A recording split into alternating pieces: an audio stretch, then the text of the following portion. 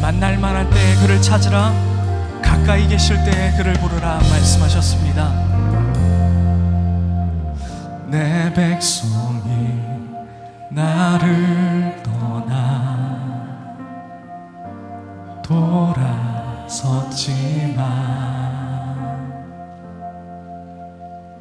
내 사랑이 내 백성을 포기 못하니 내 모든 것 내어주고 나 그들을 얻으리라. 여호와께 돌아가자. 우린 돌아서도 그는 변치 않네. 여호와께 돌아가자. 우린 넘어져도 그 사랑 영원하네. 우리는 아직은 기회가 있습니다. 우리가 주님 앞으로 돌아갈 수 있습니다. 이전에 행하던 악한 일을 우리가 끊어내기를 원하며 다시 한번 처음부터 찬양합시다. 내 백성이 나를 떠나 돌아섰지만 내 사랑이 내 백성을 포기 못하니 내 모든 것 내어주고 나 그들을, 이것이 예수의 마음, 아버지 하나님의 마음이십니다. 여호와께 돌아가자. 우린 돌아서도 그는 변치 않네. 여호와께 돌아가자. 우린 넘어져도 그 사랑, 다시 한번 여호와께 돌아가자. 우린 돌아서도 그는 변치 않네. 여호와께 돌아가자. 우린 넘어져도 그 사랑, 우린 넘어져도 그 사랑 영원하네. 할렐루야. 우리에게 진정한 사랑을 보여주시고 또 다른 찬스를 주시는 우리 주님께 영광의 박수를 올려드립니다. 오늘 우리에게 주시는 하나님의 말씀은 사무엘상 15장 3절입니다. 지금 가서 아말렉을 쳐서 그들의 모든 소유를 남기지 말고 진멸하되 남녀와 소아와 젖 먹는 아이와 우양과 낙타와 나귀를 죽이라 하셨나이다 하니 이는 살아계신 하나님의 말씀입니다. 아멘.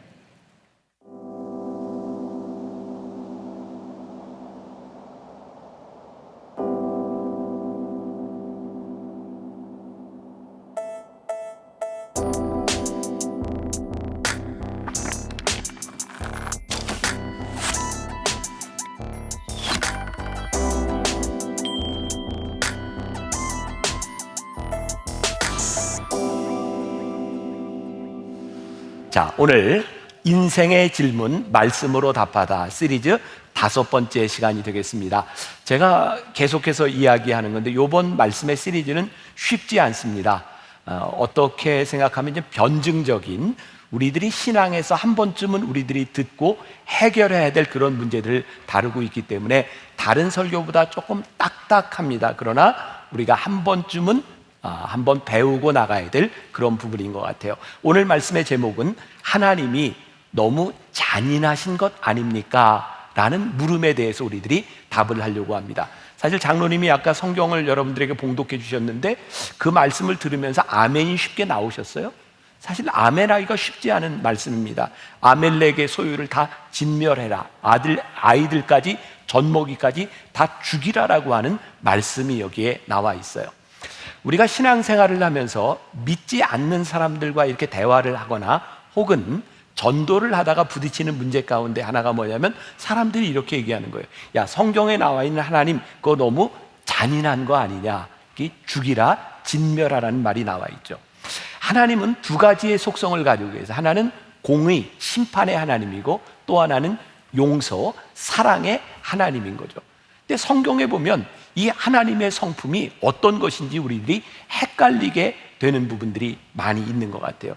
근데 이 하나님의 성품을 잘못 이해한 것으로 인해서 지난 2000년 기독교 역사, 세계 역사 가운데 그 하나님의 이름으로 우리가 흔히 이야기하는 성전, 홀리워라고 하는 이름으로 참 많은 사람들이 죽었던 역사들도 기억합니다. 그래서 오늘 우리들이 배우는 이 말씀이 굉장히 중요해요.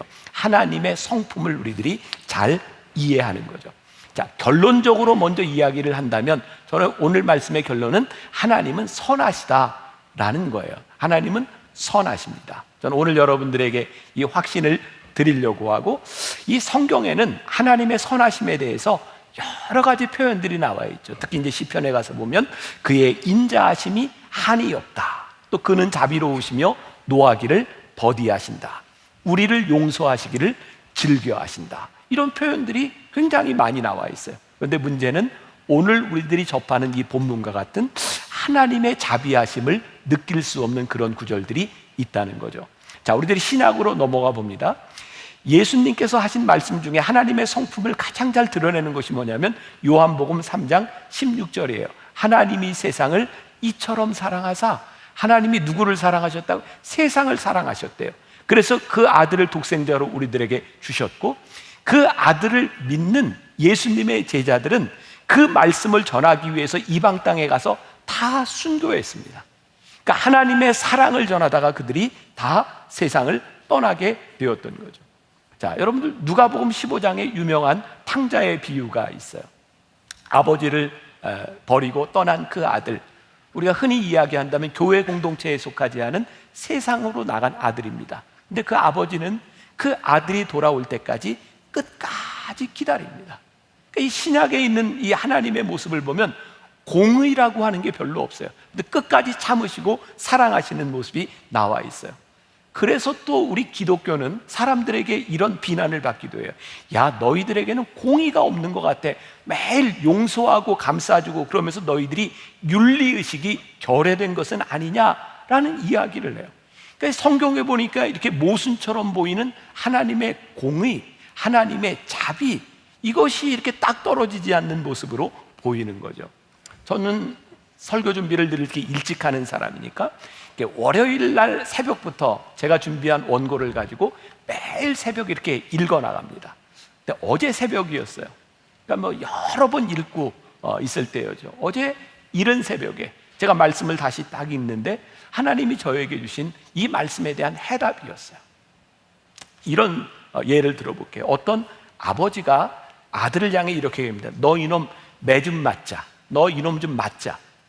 여러분들은 이 이야기에서 공의가 느껴지세요? 사랑이 느껴지세요?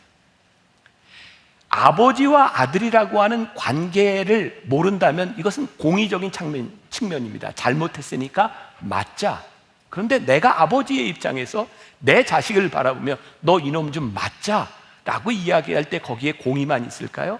아니에요. 자식을 향한 사랑이 거기에 있는 거죠. 그러면서 저에게 딱 깨닫게 된 게 있어요.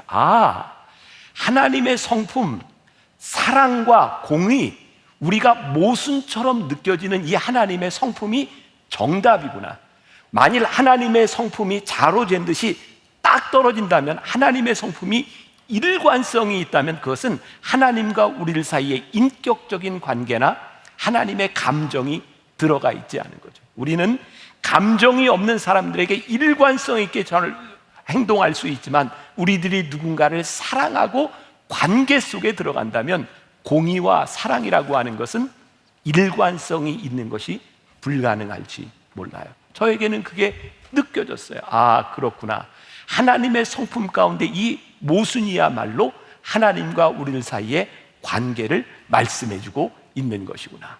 자, 누가복음 18장 2절에서부터 5절까지의 예수님이 비유로 불의한 재판관에 대한 이야기를 하고 있어요. 자, 우리가 2, 3, 4, 5절을 같이 한번 주의해서 읽어보겠습니다. 같이 봅니다. 시작.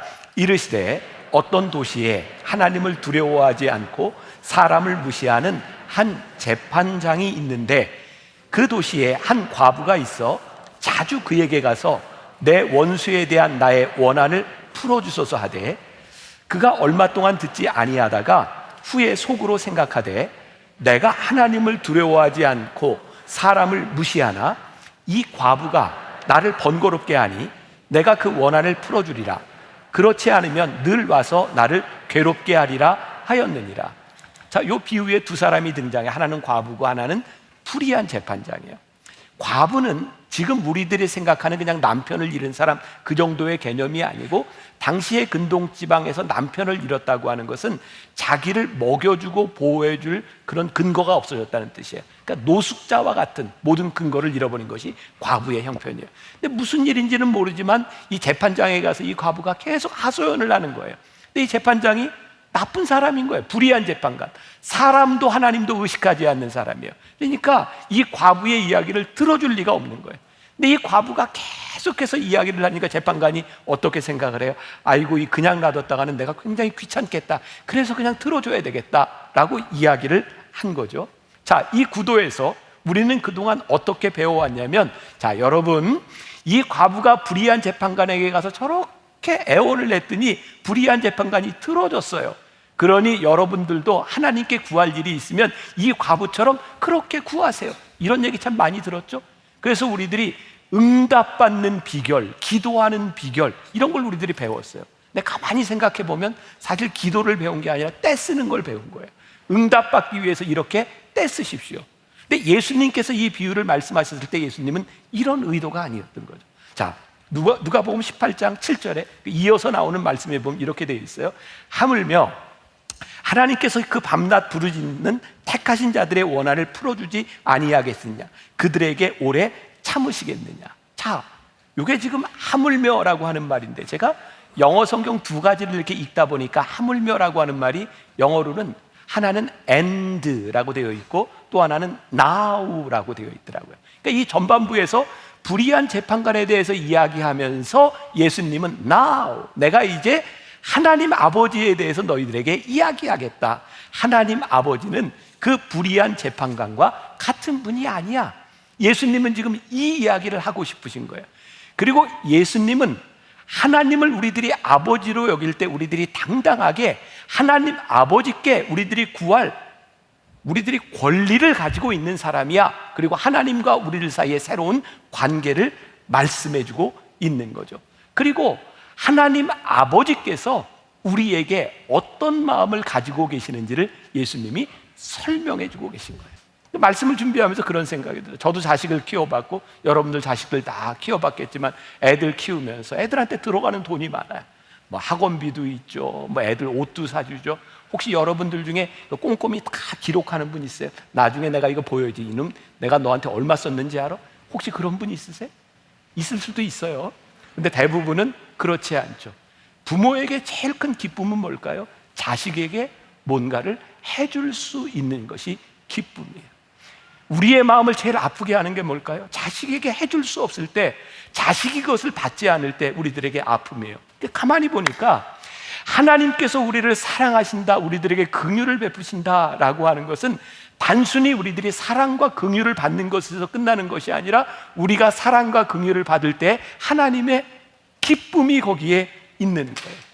그래서 우리들이 하나님과 우리들 사이의 이 관계를 이해를 해야 된다. 예수님이 비유로 말씀하신 거예요. 그런데 이 관계 가운데 아주 중요한 끈이 있어요.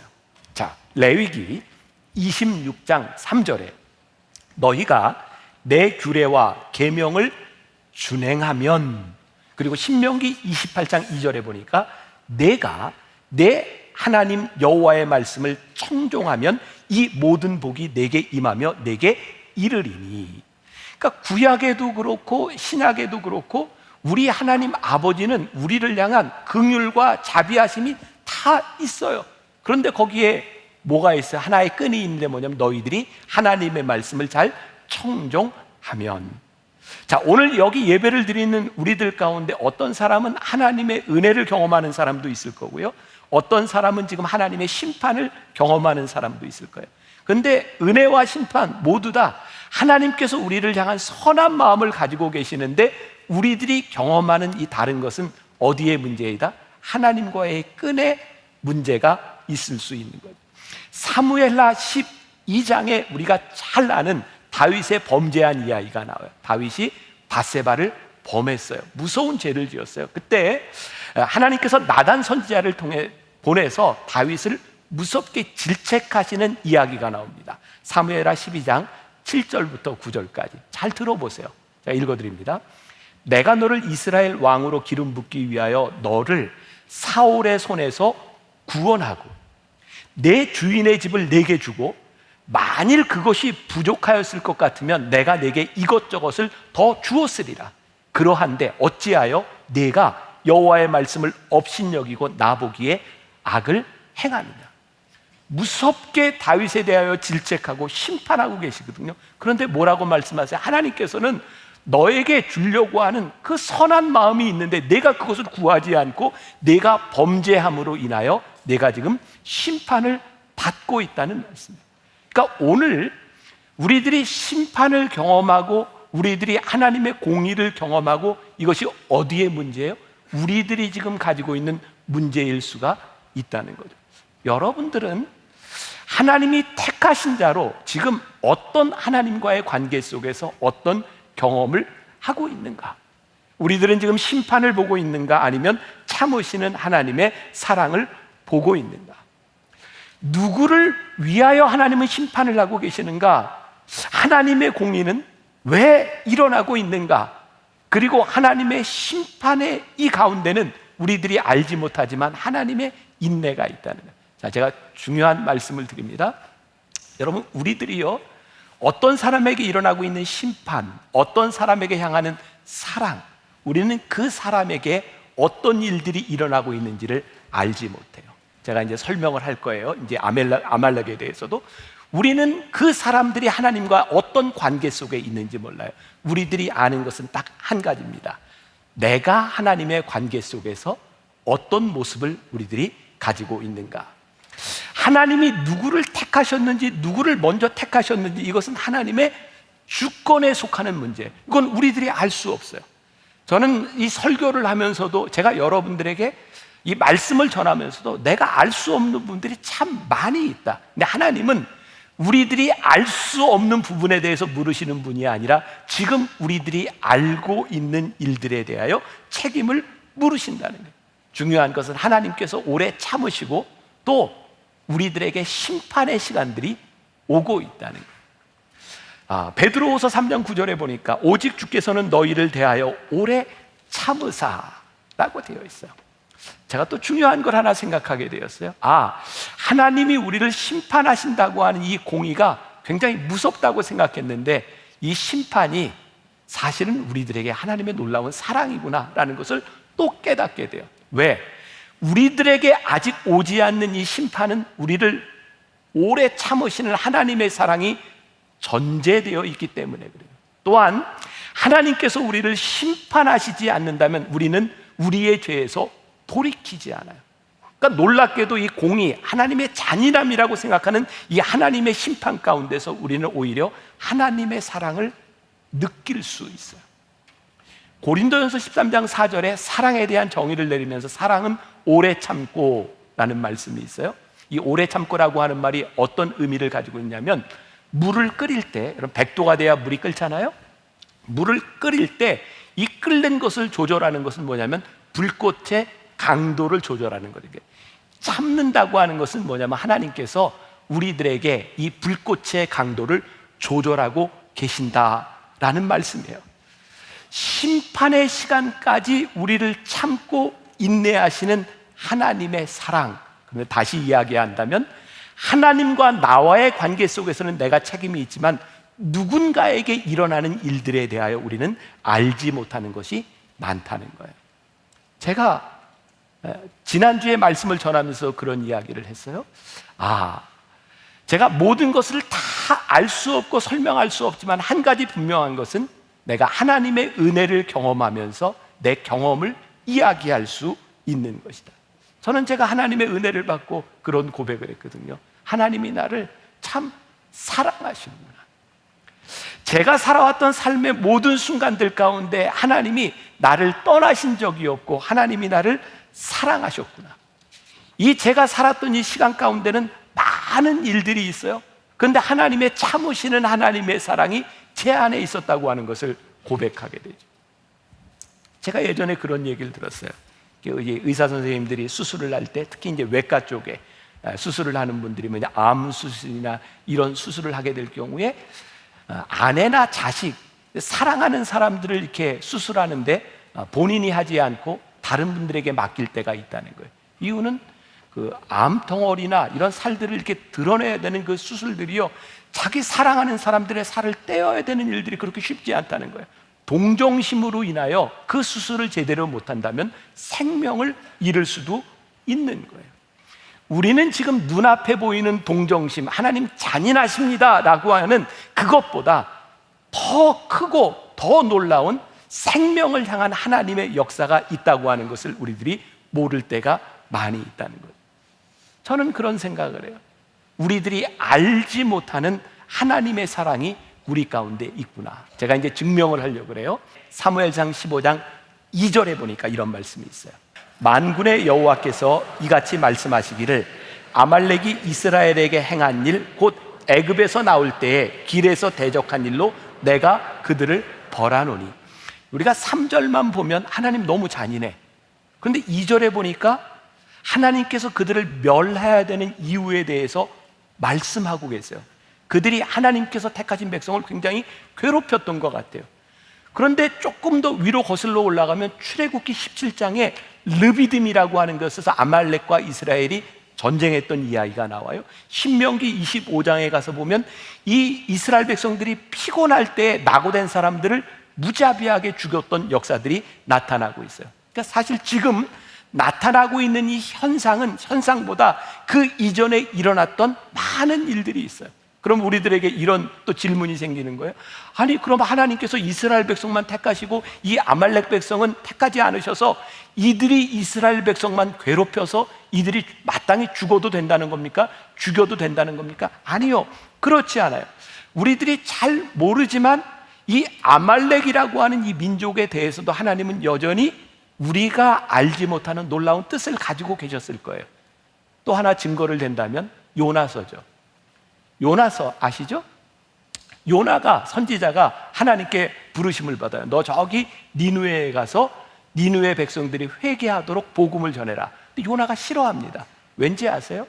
니느웨라고 하는 그 도시는 당시 아수르 왕국의 강력한 성읍이었는데 너무나 잔인한 백성입니다. 그들은 이스라엘 백성들을 굉장히 힘들게 했고 그 근동 지방의 모든 사람들 많이 도륙했던 민족이에요.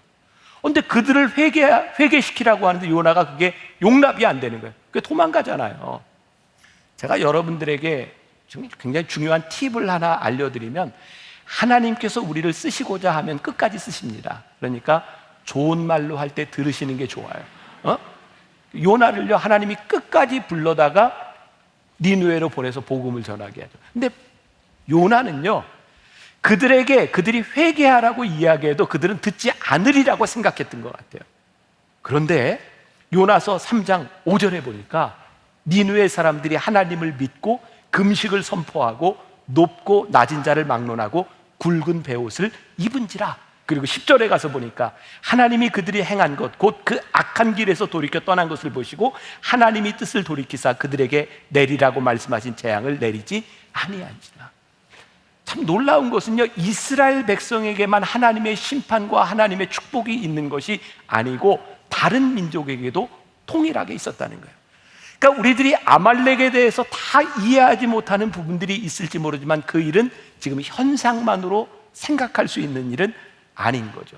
그래서 우리들이 하나님의 관점, 하나님의 생각, 우리들의 좁은 소견이 아니라 좀 더 넓은 하나님의 관점으로 우리의 신앙을 보는 것이 굉장히 중요해요. 제가 또 하나 중요한 근거를 하나 대드려요. 이스라엘 백성들이 출애굽해서 가나안 땅으로 갑니다. 40년 동안 광야를 헤매는 동안 이스라엘 백성들이 광야에서 우상을 숭배하고 간음하고 그들이 음욕을 품은 것으로 인하여 그들이 하나님께 징계를 받습니다. 세상에 광야에서 하나님 불뱀을 보내셔서 그들을 물게 하시고 죽게 해요. 이스라엘 백성들이 하나님을 신뢰하지 않고 하나님을 의심하고 그들이 많은 죄를 지은 것으로 인하여 처음 출애굽했던 세대 중에 여호수아와 갈렙 두 사람만을 남기고 나머지는 다 광야에서 죽습니다. 아세요? 이 심판이 아말렉에만 있는 것이 아니라 이스라엘 백성에게도 동일하게 있었다는 사실이에요. 하나님의 자비하심이 이스라엘에만 있었던 것이 아니라 아수르 이 아말렉 백성에게도 동일하게 있었다는 사실이에요. 우리는 우리의 눈에 보이는 현상만을 가지고 하나님 잔인하시다라고 말하는데 사실 그 일에는 많은 역사와 숨겨져 있는 일들이 있다는 거예요. 우리들에게 제일 중요한 것은 우리들이 하나님과의 인격적인 관계 속에서 우리는 하나님의 심판을 경험하는가 아니면 하나님의 긍휼하심을 경험하느냐죠. 여러분들에게 영화를 하나 시켜드리려고 그래요. 참 잘 만든 영화입니다. 재밌어요. 영화가 좀 잔인합니다. 블러드 다이아몬드라고 하는 영화, 꽤 오래된 영화인데 제가 말씀을 준비하다가 그때 영화를 보면서 굉장히 강하게 제가 받았던 느낌이 생각이 났어요. 이 블러드 다이아몬드, 피의 다이아몬드라고 하는 것은 당시 아프리카에 이 다이아몬드를 팔아가지고 반군들이 전쟁을 일으키기 때문에 다이아몬드를 블러드 다이아몬드, 피의 다이아몬드라고 불렀던 거죠. 이 영화는 시에라리온이라고 하는 곳에서 반군들이 이 다이아몬드를 캐고 그걸 팔아서 이제 전쟁 기금을 만들고 그러는 거예요. 거기에서요, 혹시라도 다이아몬드를 숨기면 바로 죽입니다. 막 손을 자르고 하는 잔인한 장면들이 거기에 나와요. 이게 솔로몬 반디라고 하는 주인공이 등장을 하는데 이 어부였어요. 근데 잡혀가서 이 광산에서 일을 하게 되는데 100캐럿짜리 다이아몬드를 숨깁니다. 이제 그걸 막 찾아가는 그런 과정들이 나오는데 중요한 건 이 솔로몬 반디라고 하는 사람의 아들이 잡혀가서 소년군이 되는데 이 아버지는 지금 이 아들을 구하는 거예요. 제가 영화를 보면서 그런 생각을 했어요. 저는 영화를 보는 내내 정말 잔인하게 많은 사람들이 죽어가고 막 전쟁통에 수없이 많은 사람들이 죽어가는데 오로지 저의 관심은 어디에 있었냐면 그 솔로몬 반디라고 하는 이 주인공이 그의 아들을 어떻게 구해냈느냐였어요. 갑자기 그런 생각이 들었어요. 이렇게 수없이 많은 사람들이 죽어가고 있는데 내 관심은 여기에 있구나. 하나님께서 우리를 누군가를 택하셨을 때 우리는 그 사람을 중심으로 역사를 바라봐요.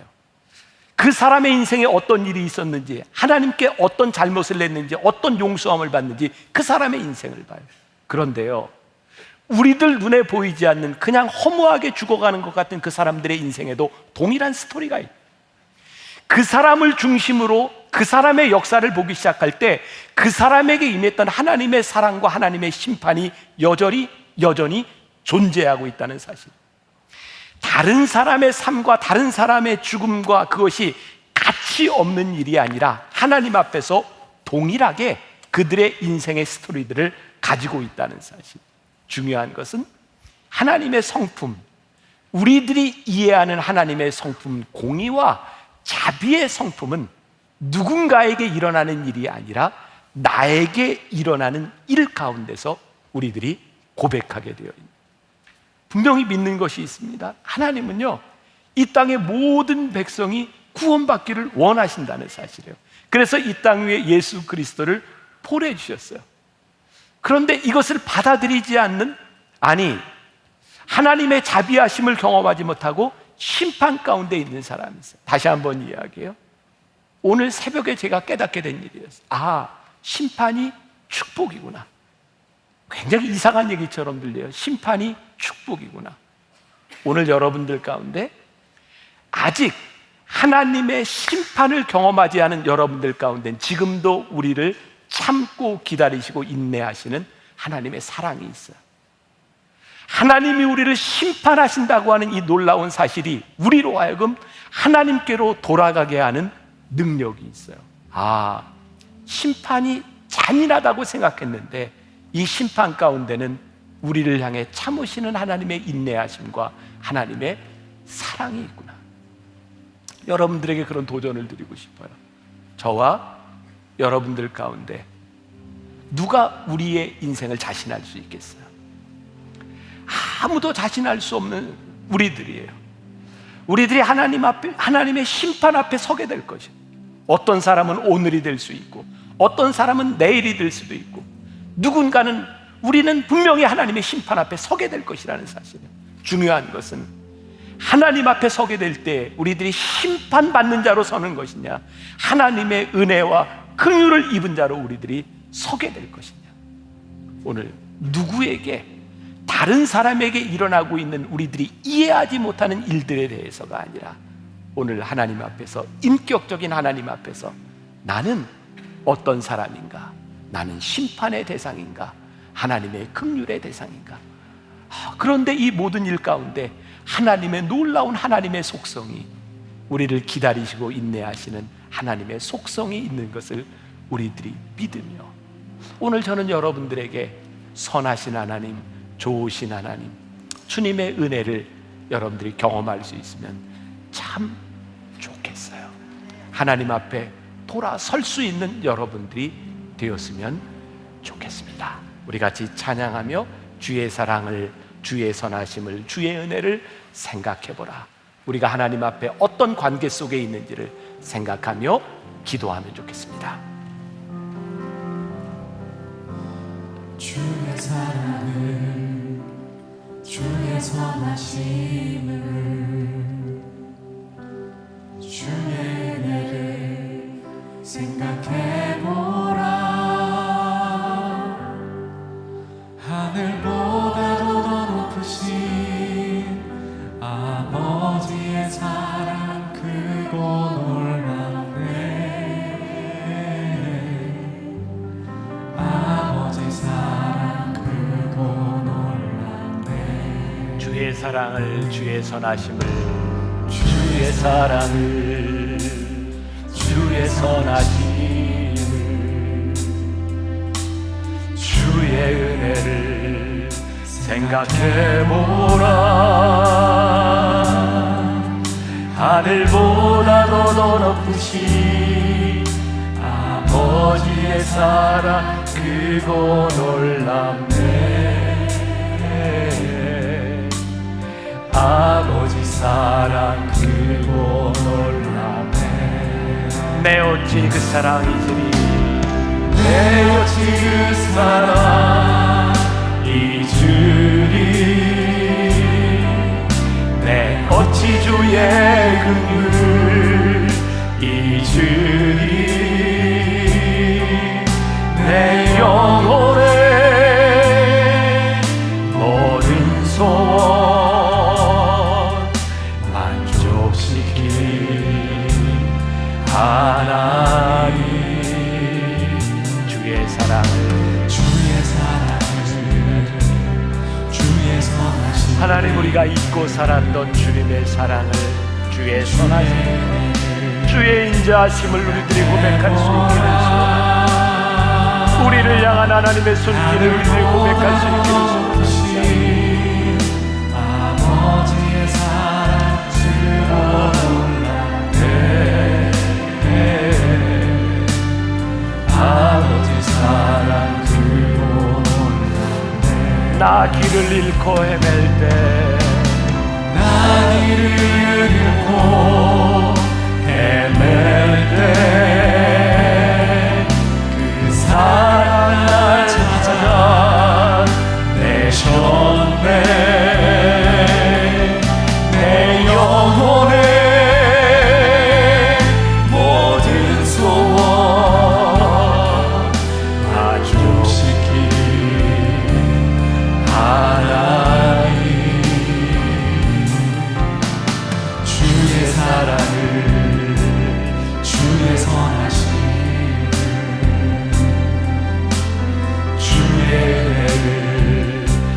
내가 되보라. 하늘보다도 더 높으신 아버지의 사랑 크고 놀라네. 하나님의 크신 사랑, 아버지 사랑 크고 놀라네. 지금은 우리 주 예수 그리스도의 은혜와 하나님 아버지의 무한하신 사랑과 성령의 인도하심, 사랑이 많으신 하나님, 공의의 하나님, 우리를 인격적으로 인도하시며 함께 하시는 하나님을 고백하며 이 세상으로 담대히 나아가는 당신의 사랑하는 모든 백성들 위해 지금부터 영원까지 함께 하시기를 간절히 축원하옵나이다. 아멘.